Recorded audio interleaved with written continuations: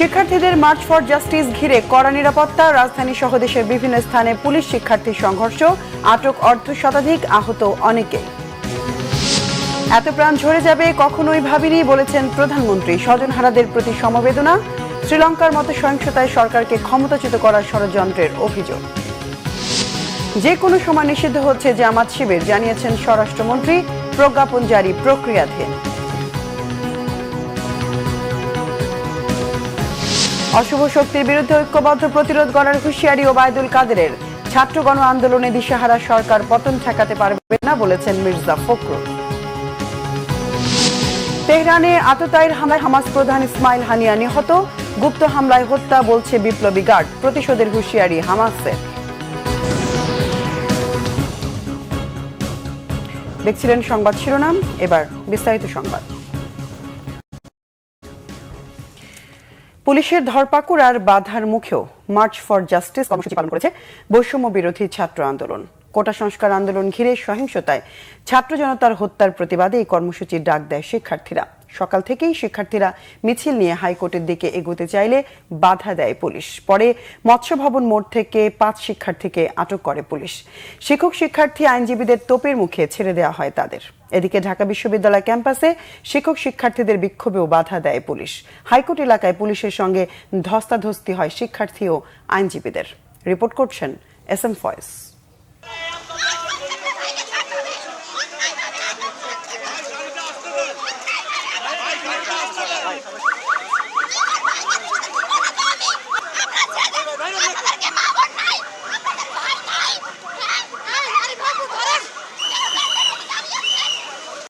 কোটা সংস্কার আন্দোলনের কেন্দ্রীয় সমন্বয়কদের মুক্তি, শিক্ষার্থীদের হত্যা ও গণগ্রেফতারের শিকার শিক্ষার্থীদের মুক্তিসহ 9 দফা বাস্তবায়নে মার্চ ফর জাস্টিস কর্মসূচি পালনে হাইকোর্টের সামনে জড়ো হয় আন্দোলনকারীরা।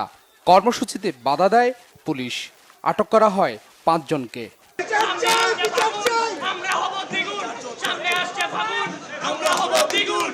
পুলিশের দাবি, আন্দোলনকারীরা জামাত শিবির। ওরা শিবিরের পোলা বানানি এখানে আমি জানি ওরা শিবির। স্টুডেন্ট মানে কি শিবির? হ্যাঁ, ওরা জামাত শিবির। স্টুডেন্ট মানে কি জামাত শিবির? না, স্টুডেন্ট মানে জামাত শিবির কেন? But don't I am not decide talk two at this moment. Please আপনি আমাদের মিডিয়া যান, যদি এই বিষয়ে কথা বলেন মিডিয়া যান। তাহলে আপনি কিভাবে নিশ্চিত শিবির বললেন? হ্যাঁ, শিবির ওদের কথাবার্তা এডিসিউড আমি বুঝেছি শিবির। ওদের পাকিস্তানি মনোভাব, এই কারণে বললাম। পুলিশের বাধার মুখেও নানা স্লোগান দেয় শিক্ষার্থীরা।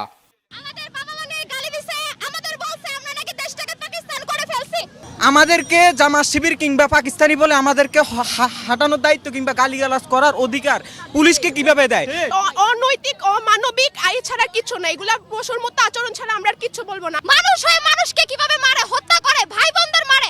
আমরা এখানে ছিলাম, আমাদের বলছে আমরা নাকি পাকিস্তান, আমাদেরকে পাকিস্তান পাঠিয়ে দিবে।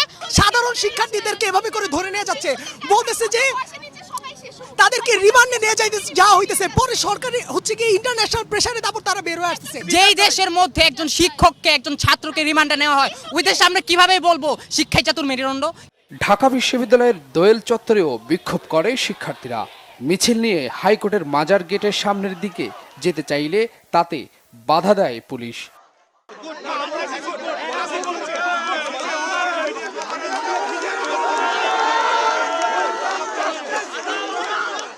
আমরা জাস্টিস চাই। আর কোন ছাত্রছাত্রীদের বুকে গুলি করা হবে না, আর কোন ছাত্রছাত্রীকে নির্যাতন করা হবে না। তোমরা আগামী দিনে যে কোনো ধরনের কার্যক্রমে থাকবে, আমরা ইনশাআল্লাহ থাকবো। আমাদের সকলের উদ্দেশ্য ছিল আমরা হাইকোর্ট পর্যন্ত যাব, কিন্তু আমাদেরকে সেটা যেতে দেওয়া হয় না, আমাদের ক্যাম্পাসের মধ্যে আটকিয়ে দেওয়া হয়েছে।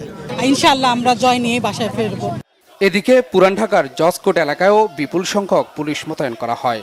বুধবার দুপুর 1টার দিকে সিএমএম কোর্ট প্রাঙ্গণ থেকে মিছিল বের করে শিক্ষার্থী ও আইনজীবীরা।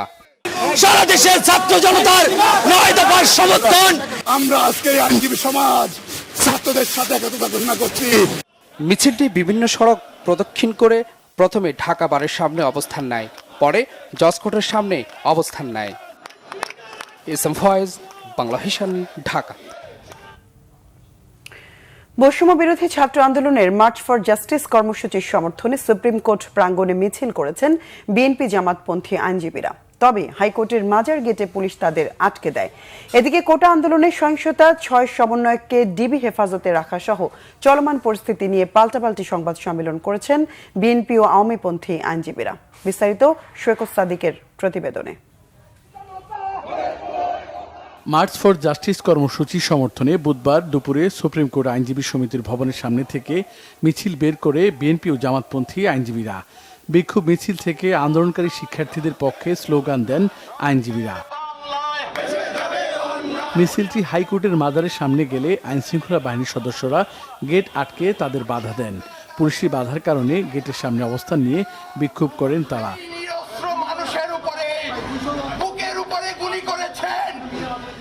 এরপর সুপ্রিম কোর্ট আইনজীবী সমিতির পক্ষ থেকে বার মিলনায়তনের সংবাদ সম্মেলন করেন সমিতির বিএনপি জামাতপন্থী আইনজীবীরা। এই সময় সমিতির সভাপতি ব্যারিস্টার মাহবুদ্দিন খোকন কোটা সংস্কার আন্দোলনের 6 সমন্বয়ককে ডিবি হেফাজতে রাখার সমালোচনা করেন। আর পুলিশের অধীনে নিরাপত্তা হেফাজতে নেওয়া প্রচলিত আইন ও সংবিধান পরিপন্থী। কেউ যদি নিরাপত্তা চায় তার বাসায় বা তার চলাফেরা নিরাপত্তা দিতে পারে। থানায় বা ডিবি অফিসে আটকে রেখে নিরাপদ দেওয়া, এটা বাংলাদেশে নাই, পৃথিবীর কোথাও শুনিও না। আমরা দ্রুত কার্ফিউ প্রত্যাহার, সশস্ত্র বাহিনী বিজিবি সহ সকল বিশেষ বাহিনী প্রত্যাহার, ইন্টারনেট পুরোপুরি চালু করা, গণমাধ্যমের উপর সরকারি হস্তক্ষেপ বন্ধের দাবি জানাচ্ছি। পরে পাল্টা কর্মসূচি হিসেবে সংবাদ সম্মেলন করেন আইনজীবী সমিতির আওয়ামীপন্থী আইনজীবীরা। এ সময় সমিতির সাধারণ সম্পাদক শাহ মঞ্জুরুল হক বলেন, কোটা সংস্কার আন্দোলন শেষ হয়ে যাওয়ার পরও সরকার পতনের ষড়যন্ত্র হিসেবে আন্দোলনের অপচেষ্টা চলছে। এই গণতদন্ত করে তারা একটি কথাও বলে নাই কোন গুলিটা বেআইনিভাবে হয়েছে, কোন গুলিটা পুলিশ আরবিট্রারিলি করেছে, পিআরবি এবং সিআরপিসি না মেনে করেছে। তাদের মনে বড় কষ্ট এই কারণে যে তারা যে কারণে একটি আন্দোলন করতে চেয়েছিল সেই আন্দোলনটি স্থিমিত হয়ে যাওয়ার কারণে তারা আবারও চায় বিভিন্নভাবে এই আন্দোলনটিকে যাতে জিয়ে রাখতে পারে। আওয়ামীপন্থী আইনজীবীরা জামাত বিএনপির সকল ষড়যন্ত্র মোকাবেলায় ঐক্যবদ্ধ থাকার প্রত্যয় ব্যক্ত করেন। সৈকত সাদিক, বাংলা ভিশন, ঢাকা। শিক্ষার্থী হত্যার দায় নিয়ে সরকারকে নিঃশর্ত ক্ষমা চেয়ে পদত্যাগের আহ্বান জানিয়েছেন বিশিষ্ট বুদ্ধিজীবী অধ্যাপক ডক্টর সলিমুল্লাহ খান। শিক্ষার্থী হত্যাকাণ্ডের বিচারের দাবিতে রাজধানীর ইউনিভার্সিটি অফ লিবারেল আর্টসে আয়োজিত মানববন্ধনে এই আহ্বান জানান তিনি। বর্তমান সংকটের রাজনৈতিক সমাধান না হলে অবসান হবে না বলে জানান এই শিক্ষক। তিনি অভিযোগ করেন, রাষ্ট্রীয় মদতে রাষ্ট্রীয় বাহিনী শিক্ষার্থীদের হত্যা করেছে। এ কারণে বর্তমান সরকার এসব হত্যাকাণ্ডের বিচার করবে না বলে মনে করেন তিনি। বলেন, শিক্ষার্থীরা রাজাকার নয়, সরকারের চারপাশে রাজাকাররা বসে আছে। শিক্ষার্থী আন্দোলন সারা দেশের আন্দোলনে পরিণত হতে চলেছে বলেও মন্তব্য করেন তিনি।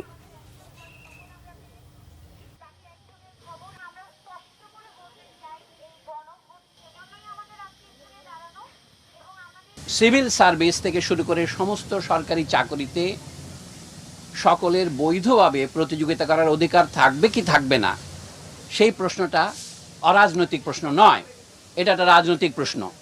কিন্তু রাজনৈতিক প্রশ্নের রাজনৈতিক সমাধানের দিকে না গিয়ে দেশের সরকার প্রথমে সেইটাকে এক পাশে ঠেলে দিতে চেয়েছে, উপেক্ষা করতে চেয়েছে, পরে যে দমন নীতি অবলম্বন করেছে নিজেদের পেটোয়া বাহিনী দিয়ে, সেটা থেকেই এই হত্যাকাণ্ডের শুরু।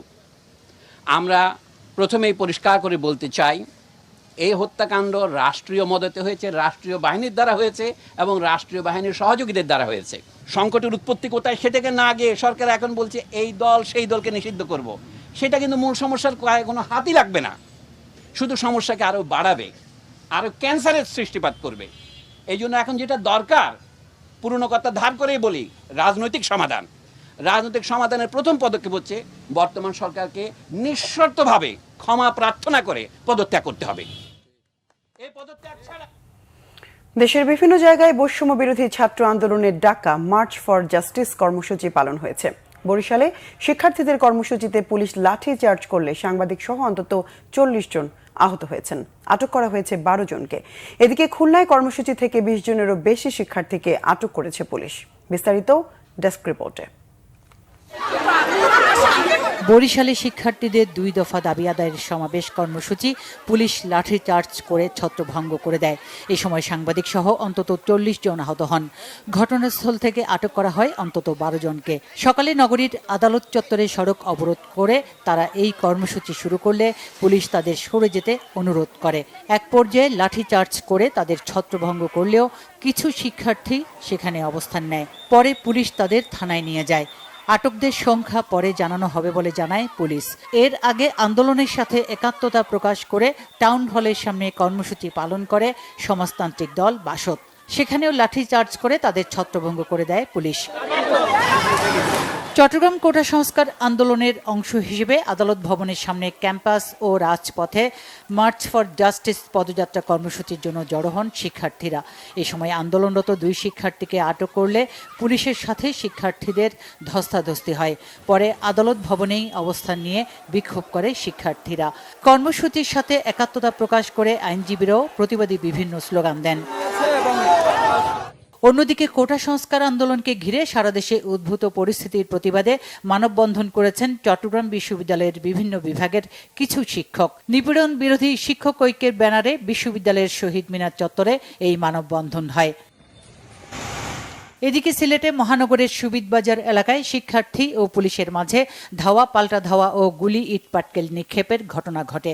দুপুরে শাহজালাল বিজ্ঞান ও প্রযুক্তি বিশ্ববিদ্যালয়ের গেট থেকে শিক্ষার্থীরা মিছিল নিয়ে সুবিদবাজার এলাকায় পৌঁছলে সড়কে পুলিশ বাধা দেয়। এ সময় পুলিশের সাথে শিক্ষার্থীদের ধাওয়া পাল্টা ধাওয়া ইট পাটকেল নিক্ষেপ হয়। পুলিশ ফাঁকা গুলি ও টিয়ার শেল ছুঁড়ে তাদের ছত্রভঙ্গ করে দেয়। অন্যদিকে দুপুরে খুলনার রয়্যাল মোড়ে কর্মসূচির ঘোষণা দিয়ে পালন করতে পারেনি বৈষম্য বিরোধী ছাত্র আন্দোলন। পুলিশ ও বিজিবির কড়া নিরাপত্তা বেষ্টনীর পাশাপাশি ছাত্রলীগের শক্ত অবস্থানের কারণে দাঁড়াতেই পারেনি আন্দোলনকারীরা। এ সময় 20 জনেরও বেশি শিক্ষার্থীকে আটক করে পুলিশ।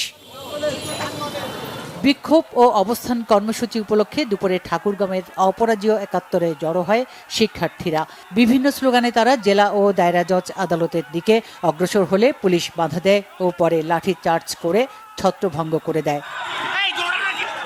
শিক্ষার্থীদের উপর হামলা ও হতাহতের ঘটনায় সুষ্ঠু বিচার ও হয়রানি বন্ধের দাবি জানিয়েছেন রাজশাহী বিশ্ববিদ্যালয়ের মুক্তিযুদ্ধের চেতনা ও মূল্যবোধে বিশ্বাসী প্রগতিশীল শিক্ষক সমাজ। সকালে ক্যাম্পাসের প্যারিস রোডে মানববন্ধন কর্মসূচি থেকে এই দাবি জানান 3 শতাধিক শিক্ষক। এদিকে শিক্ষক ফোরামের ব্যানারে দেশব্যাপী শিক্ষার্থীদের উপর হামলা, মামলা ও হত্যার সুষ্ঠু বিচার সহ নানা দাবিতে মানববন্ধন ও প্রতিবাদ সভা করেছে রাজশাহী বিশ্ববিদ্যালয়ের জাতীয়তাবাদী শিক্ষক ফোরাম। ছাত্র হত্যার সুষ্ঠু বিচার সহ 9 দফা দাবিতে বিক্ষোভ করেছে নরসিংদীর সাধারণ শিক্ষার্থীরা। পৌর শহরের উপজেলা মোড় এলাকায় এই বিক্ষোভ করে বিভিন্ন স্কুল কলেজের প্রায় 200 শিক্ষার্থী। এ সময় নরসিংদী সরকারি কলেজের বাংলা বিভাগের সহকারী অধ্যাপক নাদিরা ইয়াসমিন এবং নরসিংদী জেলা ও দায়রা জজ আদালতের আইনজীবী শিরিন সুলতানা অংশ নেন। হবিগঞ্জে দুপুরে বৃন্দাবন সরকারি কলেজের সামনে শিক্ষার্থীরা রাস্তা অবরোধ করে মার্চ ফর জাস্টিস কর্মসূচি পালন করে। এ সময় তারা বিভিন্ন স্লোগান দেয়। প্রায় 2 ঘন্টা বিক্ষোভের পর বিএনপির সিনিয়র আইনজীবীরা ঘটনাস্থলে গিয়ে আন্দোলনে সংহতি প্রকাশ করলে শিক্ষার্থীরা রাস্তা থেকে সরে যায়।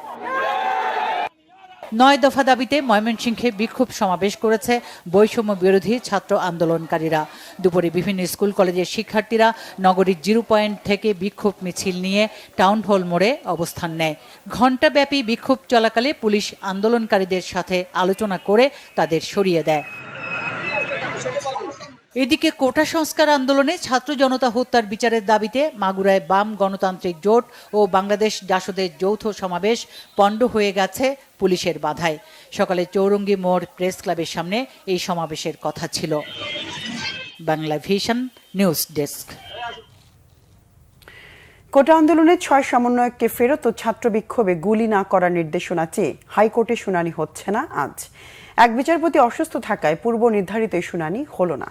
বিচারপতি মোস্তফা জামান ইসলাম ও বিচারপতি SM মাসুদ হোসাইন দোলনের সমন্বয়ে গঠিত হাইকোর্ট বেঞ্চে আজকের কার্যতালিকায় রিটটি ছিল, কিন্তু বেঞ্চের এক কর্মকর্তা অ্যাটর্নি জেনারেলকে জানান বেঞ্চের দ্বিতীয় বিচারপতি SM মাসুদ হোসাইন দোলন অসুস্থ, তাই দ্বৈত বেঞ্চ আজ বসবেন না। বৈষম্য বিরোধী ছাত্র আন্দোলনের 6 সমন্বয়ককে অবিলম্বে মুক্তি দিতে এবং দেশের বিভিন্ন স্থানে আন্দোলনকারীদের উপর গুলি না চালাতে নির্দেশনা চেয়ে গত সোমবার রিট করেন সুপ্রিম কোর্টের 2 আইনজীবী। তারা হলেন আইনজীবী মঞ্জুর আল মতি মতিন ও আইনুন্নাহার সিদ্দিকা। গত সোমবার ও গতকাল মঙ্গলবার রিটের ওপর হাইকোর্টের এই দ্বৈত বেঞ্চে শুনানি হয়। এদিকে আন্দোলন কেন্দ্র করে সহিংসতায় 4 শিশুর মৃত্যুর ঘটনায় বিচার বিভাগীয় তদন্ত চেয়ে হাইকোর্টে একটি রিট করা হয়েছে। আমাদের যে ভাইয়েরা, আমরা জানি তারা কি প্রতিবাদ করলে যাবজ্জীবন কারাদণ্ড হতে পারে। গণমাধ্যমের সামনে এদেরকে কথা বলতে দিন, গণমাধ্যমে এসে তারা বলুন যে তারা স্বেচ্ছায় আছেন এবং গণমাধ্যম দেখুক যে তাদের সামনে অস্ত্র নেই, তারা কোনো রকম চাপে নেই। এবং তারা যদি স্বেচ্ছায় থাকেন, আমি জানি না আরও যারা আমরা ক্ষেত্র বিশেষে নিরাপত্তার অভাব বোধ করি কিনা, আমাদেরও এই সুযোগ আছে কিনা যে আমরা সবাই গিয়ে সেখানে ডিবি হেফাজতে নিরাপদ বোধ করব। এই ধরনের কোনো আইন আছে কিনা, যদি না থাকে তাহলে কি বিচারে আসলে ডিবি কার্যালয়ে গোয়েন্দা বিভাগ যাদের কাজ মামলার তদন্ত করা, সেখানে একজন মানুষ নিরাপত্তার জন্য যাবেন, কেন নিকটস্থ থানায় নয়? সেই প্রশ্নগুলো স্বাভাবিকভাবে সামনে আসে। এতগুলো প্রাণ ঝরে যাবে কখনোই ভাবেননি বললেন প্রধানমন্ত্রী শেখ হাসিনা। জানান এত মৃত্যু, এত ধ্বংস অনাকাঙ্ক্ষিত। স্বজনহারাদের প্রতি সমবেদনা জানিয়েছেন তিনি। জাতীয় মৎস্য সম্পদ সপ্তাহের উদ্বোধন অনুষ্ঠানে আন্দোলনের নামে ধ্বংসাত্মক কর্মকাণ্ডে দেশের ভাবমূর্তি ক্ষুণ্ণ হয়েছে বলেও প্রধানমন্ত্রী মন্তব্য করেন। অনুষ্ঠানে 22 ব্যক্তি ও প্রতিষ্ঠানকে মৎস্য পদক দেয়া হয়। মহিবুল্লাহ মুহিবের রিপোর্টে বিস্তারিত।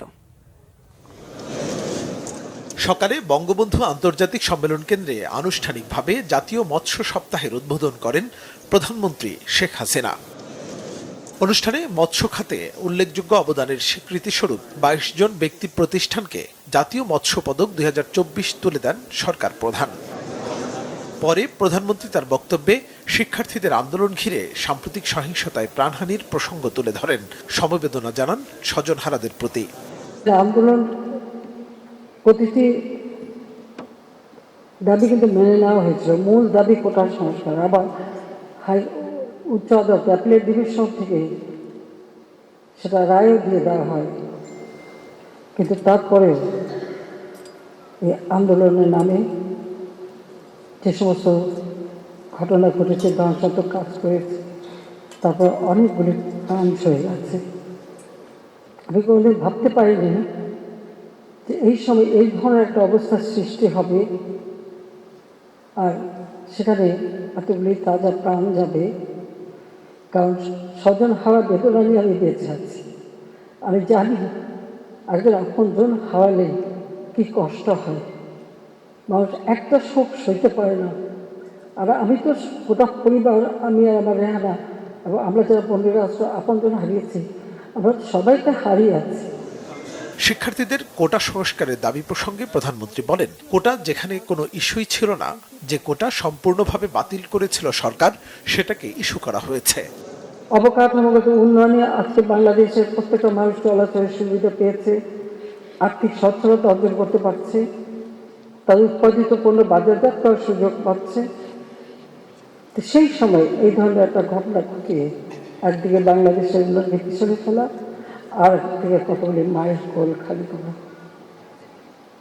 তারা স্বজন হারিয়েছে, তাদের প্রতি আমার সহমর্মিতা জানাই। আর এই বিষয়ে ইতিমধ্যেই আমরা জুডিশিয়াল কমিটি গঠন করে দিয়েছি, কারণ দাবির অপেক্ষা আমি রাখিনি। আমি তার আগেই জুডিশিয়াল কমিটি করে দিয়ে, এবং আজকে আবার আমি নির্দেশ দিয়েছি, আমরা একজন জজ সাহেবকে দিয়ে করেছিলাম, সেখানে আমি বলেছি আরও 2 জন জজ সাহেব দিয়ে, আরও 2 জন লোকবল বৃদ্ধি করে দিয়ে এবং তার তদন্তের পরিধি বাড়ানো। সেই সঙ্গে আমরা জাতিসংঘের কাছে আবেদন করেছি যে আমরা আন্তর্জাতিকভাবে বিভিন্ন সংস্থা আছে, বিশেষ করে বিদেশে, তাদের কাছে আমরা সহযোগিতা চাই যে এই ঘটনার যথাযথ সুষ্ঠু তদন্ত এবং যারা এর সঙ্গে দোষী তাদের সাজার ব্যবস্থা। প্রযুক্তি ব্যবহার করে দেশীয় প্রজাতির মাছের উৎপাদন বাড়ানোর কথাও বলেন প্রধানমন্ত্রী শেখ হাসিনা। মহিবুল্লাহ মুহিব, বাংলা ভিশন, ঢাকা। এদিকে কোটা সংস্কার আন্দোলনকে কেন্দ্র করে সম্প্রতি দেশের বিভিন্ন স্থানে জামাত শিবির বিএনপির সন্ত্রাসী হামলায় আহতদের শারীরিক অবস্থা ও চিকিৎসার খোঁজ খবর নিতে রাজধানীর কুর্মিটোলা জেনারেল হাসপাতাল পরিদর্শন করেছেন প্রধানমন্ত্রী শেখ হাসিনা। বুধবার বিকেলে কুর্মিটোলা জেনারেল হাসপাতালে যান প্রধানমন্ত্রী হাসপাতালটিতে চিকিৎসাধীন আহতদের খোঁজ খবর নেন, তাদের সঙ্গে কথা বলেন। আহতদের যথাযথ চিকিৎসা নিশ্চিতে হাসপাতাল কর্তৃপক্ষকে প্রয়োজনীয় নির্দেশনা দেন। গুরুতর আহতদের সঙ্গে কষ্ট প্রত্যক্ষ করে আর বর্বরতার কথা শুনে আবেগ আপ্লুত হতে দেখা যায় প্রধানমন্ত্রী শেখ হাসিনাকে। গত কয়েকদিনে প্রধানমন্ত্রী শেখ হাসিনা পঙ্গু হাসপাতাল, ঢাকা মেডিকেল কলেজ হাসপাতাল, বঙ্গবন্ধু শেখ মুজিব মেডিকেল বিশ্ববিদ্যালয় হাসপাতাল ও রাজারবাগে কেন্দ্রীয় পুলিশ হাসপাতাল পরিদর্শন করেন এবং চিকিৎসাধীন আহতদের খোঁজ খবর নেন। আহতদের সুচিকিৎসা নিশ্চিতে সংশ্লিষ্টদের প্রয়োজনীয় নির্দেশনাও দেন তিনি। কোটা আন্দোলনকে কেন্দ্র করে সাম্প্রতিক সহিংসতায় জড়িতদের শ্রীলঙ্কার মতো সহিংসতা এবং সরকার উৎখাতের পরিকল্পনা ছিল জানিয়ে প্রধানমন্ত্রী শেখ হাসিনা বলেছেন, এটা কোনো সাধারণ আন্দোলন ছিল না। বুধবার দুপুরে গণভবনে বাংলাদেশে নিযুক্ত ভারতের হাই কমিশনার প্রণয় ভার্মা প্রধানমন্ত্রীর সঙ্গে সৌজন্য সাক্ষাৎ করতে গেলে তিনি কথা বলেন। পরে প্রধানমন্ত্রীর প্রেস সচিব মোহাম্মদ নাইমুল ইসলাম খান সাংবাদিকদের ব্রিফ করেন। প্রধানমন্ত্রী শেখ হাসিনা বলেন, এটা কোনো সাধারণ আন্দোলন ছিল না, এটা এক পর্যায়ে প্রায় সন্ত্রাসী আক্রমণের মতো হয়ে যায়। সাম্প্রতিক সহিংসতায় জীবন ও সম্পদহানির কথা দুঃখের সঙ্গে উল্লেখ করেন প্রধানমন্ত্রী। এ সময় ভারতের হাই কমিশনার বাংলাদেশের সাম্প্রতিক সহিংসতায় জীবন ও সম্পদহানির ঘটনায় শোক জানান। ধারাবাহিকভাবে পরিস্থিতি স্বাভাবিক হয় এবং অর্থনৈতিক কার্যক্রম স্বাভাবিক অবস্থায় ফিরে আসাকে স্বাগত জানান প্রণয় ভার্মা। স্বরাষ্ট্রমন্ত্রী আসাদুজ্জামান খান জানিয়েছেন, যে কোনো সময় জামাত শিবির নিষিদ্ধ হচ্ছে। তিনি বলেন, জামাত শিবির আগেই নিষিদ্ধ ছিল। মুক্তিযুদ্ধের পক্ষের দলগুলো আর সুশীল সমাজে দলটিকে নিষিদ্ধের দাবি জানিয়ে আসছে, সেটি বাস্তবায়নের প্রক্রিয়াটি চলছে। অনেক কিছুই হতে পারে, এখনো প্রজ্ঞাপন হাতে পাওয়া যায়নি বলে জানান মন্ত্রী। বলেন, প্রধানমন্ত্রী আলোচনার ভিত্তিতে সবার ঐক্যমত্যের ভিত্তিতে এটা করা হচ্ছে। সন্ত্রাস দমন আইনের 18 অনুচ্ছেদ অনুযায়ী এটি কার্যকর করা হবে। জামাত শিবির দেশে সংকটময় অবস্থা তৈরি করেছে বলে অভিযোগ করেন স্বরাষ্ট্রমন্ত্রী আসাদুজ্জামান খান। তিনি আরো বলেন, কোটা আন্দোলনে ছাত্রদের সামনে রেখে জামাত শিবির আর বিএনপির জঙ্গিরা ধ্বংসযজ্ঞ চালিয়েছে, এর বিচার হবে।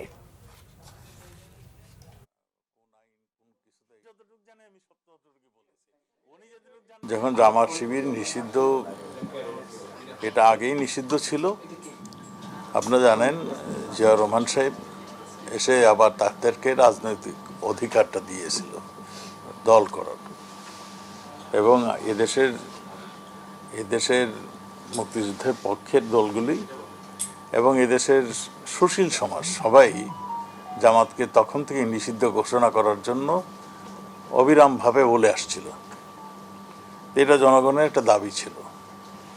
14 দলের সঙ্গে মিটিং হয়েছে এবং মাননীয় প্রধানমন্ত্রী অনেকের সঙ্গেই মতামত নিয়েছেন। এই সবগুলি মিলিয়েই সিদ্ধান্ত হয়েছে যে এই দলটাকে নিষিদ্ধ করার জন্য। সেই প্রক্রিয়াটি চলছে এবং যে কোনো সময় প্রক্রিয়াটা শেষ হলেই ঘোষণা হবে। মুক্তিযুদ্ধ ও গণতন্ত্র বিরোধী অপশক্তিকে আর প্রশ্রয় দেয়া যাবে না। অশুভ শক্তির বিরুদ্ধে ঐক্যবদ্ধ প্রতিরোধ গড়ে তোলার হুঁশিয়ারি দিয়েছেন আওয়ামী লীগের সাধারণ সম্পাদক ওবায়দুল কাদের। মান অভিমান ভুলে সবাইকে একসাথে লড়ার আহ্বান জানান তিনি। ভবিষ্যতে মূল্যায়নের আশ্বাসও তার। তাইমুর রশিদের রিপোর্ট। 23 বঙ্গবন্ধু অ্যাভিনিউতে দলের সাবেক ছাত্র নেতাদের সঙ্গে মতবিনিময় করেন আওয়ামী লীগের সাধারণ সম্পাদক ওবায়দুল কাদের। স্মরণ করিয়ে দেন, ভাষা আন্দোলন, শিক্ষা আন্দোলন থেকে শুরু করে জাতির সব ক্রান্তিতে অগ্রণী ভূমিকা রেখেছে ছাত্রলীগ। আবারও অভিযোগ করেন, জিয়াউর রহমান বঙ্গবন্ধু হত্যার মাস্টার মাইন্ড। সেই উত্তরসূরিরাই এখন দেশবিরোধী রাজনীতি করছে বলে মন্তব্য তার। জিয়াউর রহমান সেরকম একজন ভণ্ড মুখোশধারী মুক্তিযোদ্ধা। এদের চরিত্র উদ্ঘাটন করতে হবে, তাহলেই আজকে তাদের উত্তরসূরিরা বাংলাদেশে যে নষ্ট রাজনীতি, সাম্প্রদায়িক রাজনীতি, জঙ্গিবাদী রাজনীতির প্রবর্তন করেছিল, এদের ব্যাকগ্রাউন্ড জানলেই এদের উত্তরসূরিদের কর্মকাণ্ডের আসল চেহারা উন্মোচিত হবে, যা এখন উন্মোচিত হয়েছে। ওবায়দুল কাদের বলেন, আগুন সন্ত্রাসীরা আবারও দেশের সব অর্জনকে ধ্বংসের চেষ্টা করছে। অস্তিত্বের এই সংগ্রামের কাণ্ডারি এখন বঙ্গবন্ধু কন্যা। লড়তে হবে একসাথে, মান অভিমান সব ভুলে যেতে হবে। আজ ওই পশু শক্তি যদি আরো প্রশ্রয় পায়, তাহলে আমাদের সবাইকে ঐক্যবদ্ধ হয়ে লড়াই করতে হবে। অশুভ শক্তি স্বাধীনতা বিরোধী, মুক্তিযুদ্ধ বিরোধী, গণতন্ত্র বিরোধী এই অপশক্তিকে যে কোনো মূল্যে আমাদের প্রতিরোধ করতে হবে। মতবিনিময় সভায় সাবেক ছাত্রনেতাদের তোপের মুখে পড়েন ক্ষমতাসীন দলের কেন্দ্রীয় নেতারা। তৈরি হয় বিশৃঙ্খল পরিস্থিতি। সংকটে যারা ঝুঁকি নেবে তাদের ব্যাপারে অবশ্যই আমাদের মূল্যায়ন থাকবে।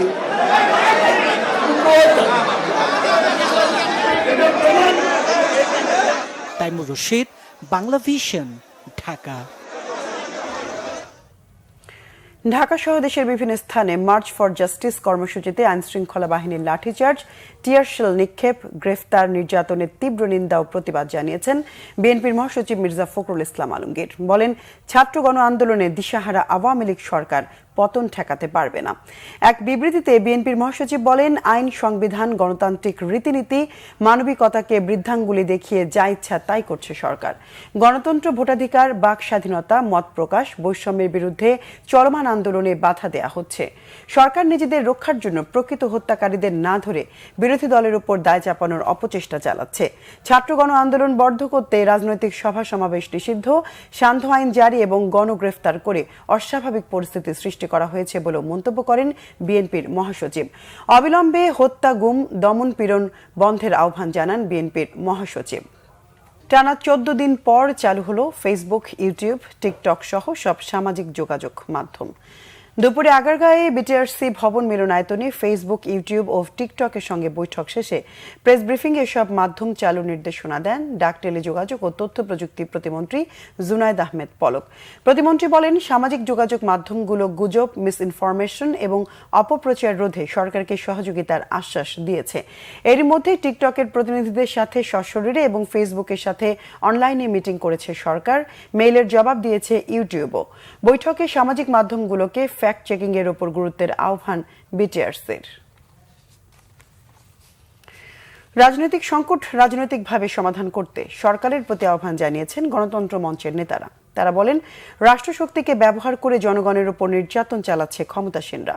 পূর্ব ঘোষিত কর্মসূচি অনুযায়ী পল্টন এলাকায় সমাবেশ করতে যায় গণতন্ত্র মঞ্চের নেতাকর্মীরা। নেতাদের অভিযোগ, পুলিশি বাধায় গণতান্ত্রিক কর্মসূচি পালন করতে পারেননি তারা। বিরোধী মত দমনে সারা দেশে নির্যাতন অব্যাহত আছে বলে অভিযোগ করেন বিরোধী নেতারা। বলেন, পেশাদার বাহিনী সরকারকে সহায়তা করছে, মানুষের বাক স্বাধীনতায় বাধা দেয়া হচ্ছে। অবিলম্বে আটক শিক্ষার্থী সহ ভিন্ন মতের নেতাকর্মীদের মুক্তির দাবিও জানান গণতন্ত্র মঞ্চের নেতারা। দর্শক, ছিল এখনকার মতো। পরের সংবাদ রাত 10:30। এর আগে 9টায় রয়েছে নিউজ 20। দেখার আমন্ত্রণ রইল। এতক্ষণ সঙ্গে থাকায় ধন্যবাদ।